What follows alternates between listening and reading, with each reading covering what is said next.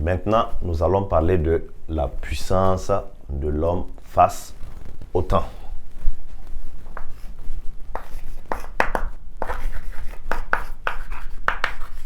La puissance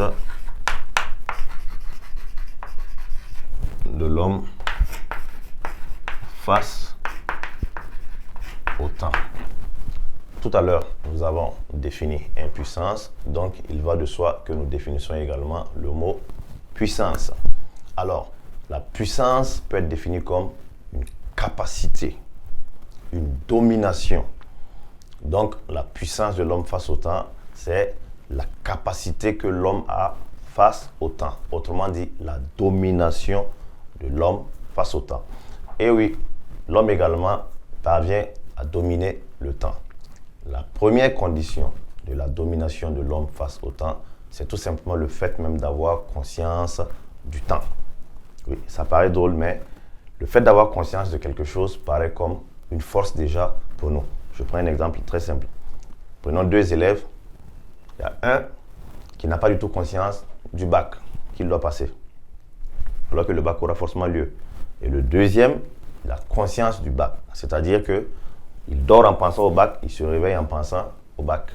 Des deux, celui qui a le plus de chances de réfléchir, c'est forcément celui qui en a conscience, puisque déjà il a une longueur d'avance. Donc, le fait d'avoir conscience déjà du temps, le fait de savoir que le temps existe même déjà et que le temps ne lui est pas reparti, c'est déjà une force pour l'homme face au temps. Donc, il doit forcément accélérer tout ce qu'il a à faire.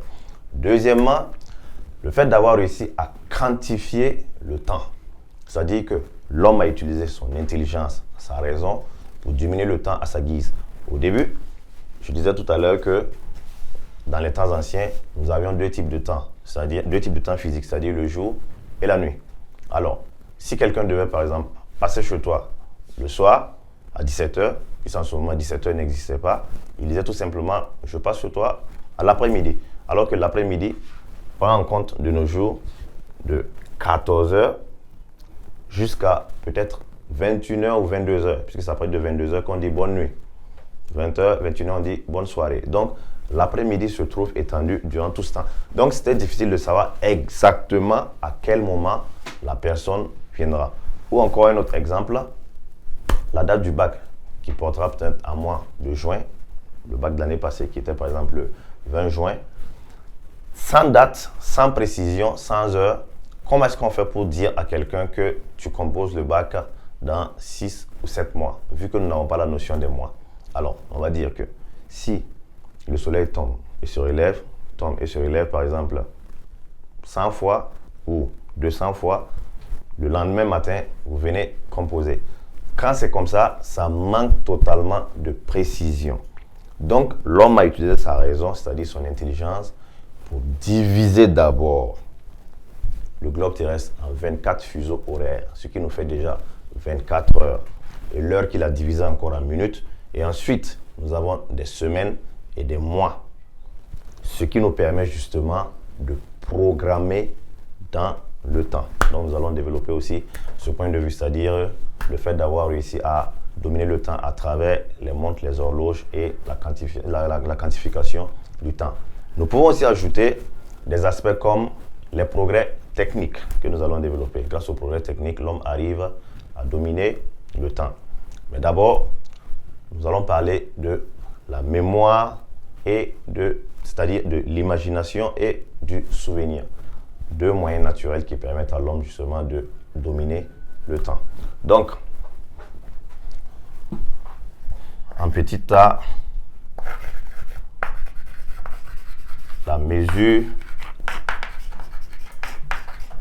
du temps. L'homme a entrepris de mesurer le temps pour pouvoir planifier ses projets.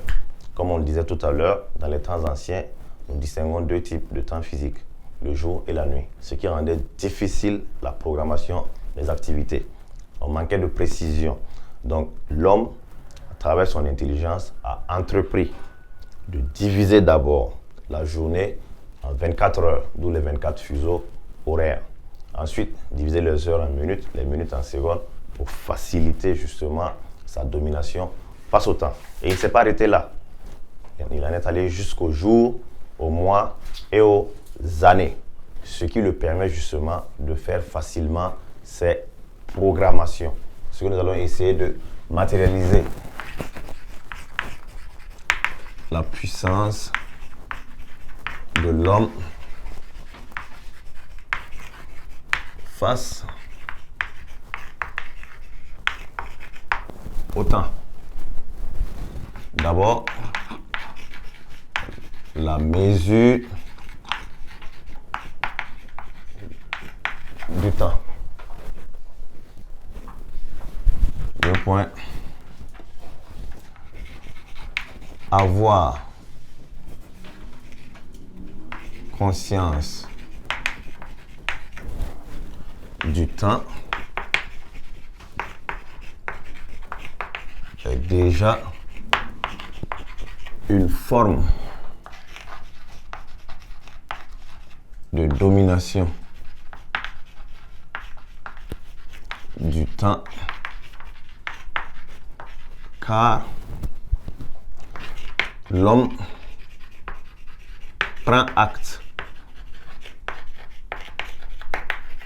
de sa complexité et de sa fuite en avant. Alors, il utilise sa raison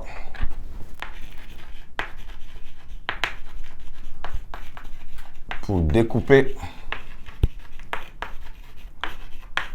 le temps en mois, semaines, jours, heures, etc. afin de planifier son programme. Après avoir développé la puissance de l'homme face au temps à travers la mesure du temps, nous allons passer à la magie du souvenir et de l'imagination. Se souvenir de quelque chose symbolise le fait que nous ayons une bonne mémoire. La mémoire, justement, c'est la faculté que nous avons qui nous permet de garder notre passé. Souvent, nous repartons dans notre passé, puiser des informations pour les utiliser dans le présent. Alors, le passé a disparu. Le futur n'y est pas encore. Mais nous pouvons avoir accès à notre passé grâce justement à nos souvenirs. Et ce qui permet justement à l'homme d'avoir accès à ces informations. Le fait d'être par exemple à mercredi et grâce à notre mémoire, nous pouvons repartir à lundi ou encore à l'an passé ou encore il y a 10 ans, apparaît comme une puissance de l'homme face au temps. Tout simplement parce qu'il peut utiliser ces informations qu'il va chercher dans le passé pour les utiliser pour des finalités d'aujourd'hui ou du futur, tout simplement. Ce qui fait que le souvenir, justement, est une puissance de l'homme face au temps. Nous avons aussi l'imagination. Imaginer, c'est avoir une trace d'image d'un fait quelconque dans notre esprit, un fait qui n'y est pas encore. Alors, l'homme, grâce à son imagination, peut voyager dans le futur.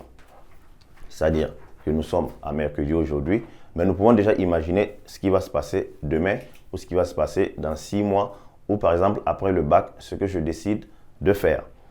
Ça paraît une puissance de l'homme face au temps parce que ça lui permet justement de planifier ses projets, d'anticiper les éventuels échecs ou les obstacles qui peuvent peut-être le conduire à l'échec.